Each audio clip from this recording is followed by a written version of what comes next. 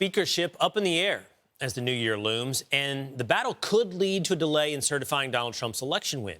As of now, Johnson can only afford to lose one GOP vote when the new Congress starts next Friday. Joining us now with some Capitol Hill insight is GOP Congressman from my home district, by the way, back in Texas. Pat Fallon joins us now. Congressman, great to see you this morning. What do you think here is going to happen in the next week or so with Speaker Johnson? I think Mike will remain Speaker Will, and I'll tell you why. We had an election, or at least a nomination, in the Republican conference in November, and there were no other candidates. The entire conference voted with, not with most votes, with all the votes for Mike Johnson. So I do believe that we're people of our word, and we will follow through. I mean, Mike's got a great relationship with President Trump. They went to a UFC fight together. Can you imagine Paul Boehner or Paul Ryan doing that? And Mike's got a very tough job with such a narrow margin. So I do think that we might have to go through, but a little bit of, iron out the wrinkles, if you will. But I do eventually think that we will get there. We don't want to delay the certification because I don't want to see Joe Biden be president constitutionally any longer than necessary. I did personally, to your point, I did see him at a UFC fight with Donald Trump. I actually saw him myself as well at Army Navy with Donald Trump, and I also saw him at the New York City Madison Square Garden rally with Donald Trump. That relationship has been strong, it appears. There has been a little bit of concern recently with the CR. Here's the question for you.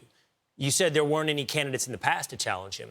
Do you expect any in the future? We haven't had much luck here today coming up with names of anybody that would challenge Johnson. Do you know of anybody that would challenge Johnson? No, and that's just it. I mean, we're a week away, and there's been no names whatsoever, and it's very difficult to get to 218 when you only have 219 Republicans. So now what may happen is you might see some people, make a little noise and then maybe white light it, which is voting present, which we can then, that lowers the threshold slightly, and that could happen. But I do think come January 3rd, at some point in that day, hopefully right away, Michael will be elected Speaker. All right, really quickly, President Trump has called out Panama for its relationship with China, ripping off, in President Trump's words, America at the Panama Canal. He's also talked about Greenland and that it's necessary for U.S. national security. What do you make of these two statements? I think President Trump needs to be taken seriously. It's often said, don't take him literally, but take him seriously. How literally should we take President Trump here on Panama and Greenland? Well, Panama's got to remember that they're a country because of the United States. They were a province of Colombia, and we paid for that canal, and Jimmy Carter gave it away. I remember being a kid and thinking, what the heck did he do that for? It is what it is now, but Panama, maybe give us a little bit of a discount and maybe charge China a little bit more. We're the ones that are historically tied to them, not China.